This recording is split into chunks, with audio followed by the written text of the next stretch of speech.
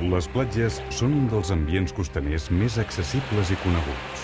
Quan hi caminem, a simple vista poden semblar un desert de vida, però la sorra constitueix l'hàbitat natural d'una gran varietat d'espècies.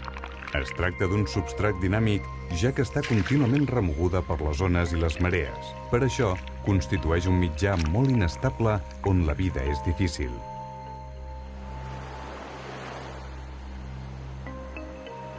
Els organismes han d'estar adaptats a aquesta situació. Alguns, senzillament, es desplacen sobre la sorra, mentre que d'altres, més petits, viuen entre els seus grans.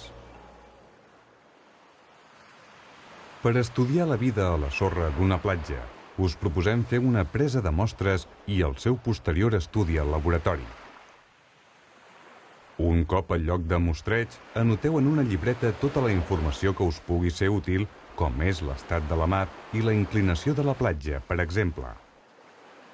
És molt aconsellable que prengueu fotografies tant del lloc escollit com del procediment de presa de mostres. Per conèixer la temperatura del mar, agafeu una mica d'aigua en un pot i introduïu un termòmetre. Marqueu els pistons de mostreig per saber quina és la seva part superior i quina és la part inferior de la mostra i identifiqueu-los escrivint el dia, l'hora de recollida i el lloc. Podeu realitzar el mostreig a la zona batuda per l'onatge o en altres punts de la platja. El procediment consisteix a introduir els pistons a la sorra fins a una profunditat de 15 centímetres aproximadament i a una distància d'uns 20 centímetres entre tots dos.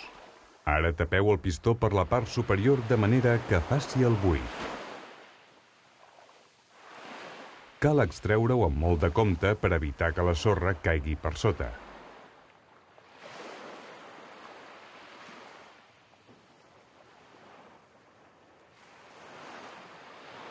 Conserveu les mostres en posició horitzontal per mantenir al màxim la seva estructura. És recomanable mesurar la temperatura de la sorra que heu extret. Per això, introduïu el termòmetre directament dins del pistó i anoteu el valor de la lectura en una llibreta.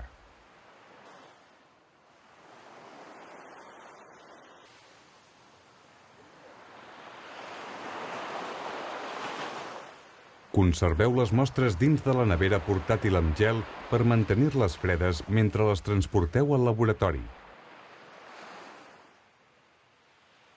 Si no podeu estudiar-les immediatament, és recomanable fixar-les en formol.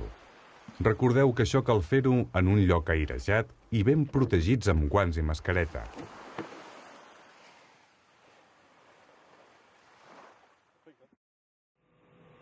Per fer l'anàlisi granulomètric cal assecar la sorra. Si voleu estudiar la part superior i inferior del sediment, buideu la mostra per separat i anoteu a quina part correspon cadascuna. Ara introduïu la mostra a l'estufa o al microones, idealment a 80 graus. També la podeu deixar a temperatura ambient, però trigarà molt més a assecar-se. Un cop seca la sorra, farem l'anàlisi.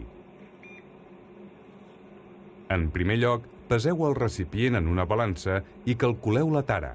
Després, peseu tot el sediment i anoteu el resultat en una llibreta.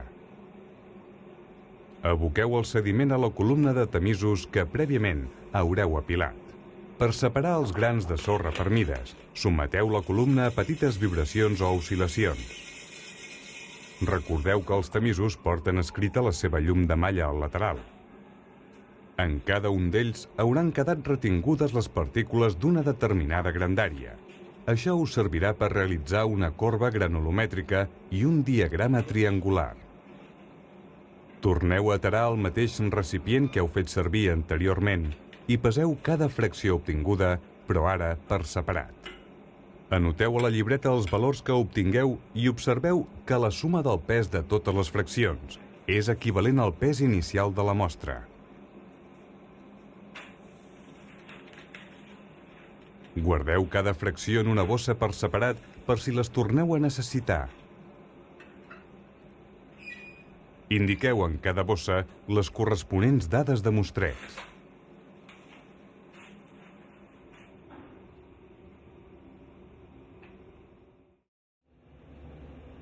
Per a l'anàlisi biològica no cal assecar prèviament la sorra i, si voleu, separeu la fracció superior de la inferior i les introduïu cadascuna en un pot diferent. Cal que també referencieu degudament els pots per evitar confusions. Aquesta diferenciació us permetrà conèixer la distribució vertical dels organismes.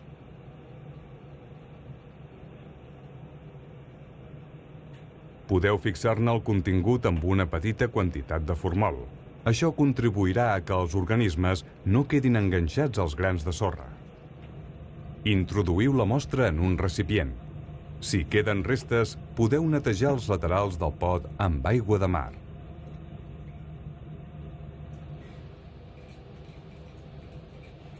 Ara s'ha de separar els organismes dels grans de sorra. Per fer-ho, afegiu aigua de mar dins del recipient i remeneu la mostra amb energia, ajudant-vos d'una vareta de vidre o amb una cullera. A continuació, aboqueu la part aquosa a través d'una malla d'aproximadament 200 micres. D'aquesta manera, els organismes de la mostra hi quedaran retinguts. Feu el mateix procediment 3 vegades i esbandiu la malla amb aigua de mar per assegurar de recuperar tots els organismes que hi han pogut quedar retinguts. Amb l'ajuda d'un embut, guardeu els organismes en un pot de vidre per a la seva posterior observació mitjançant una lupa binocular.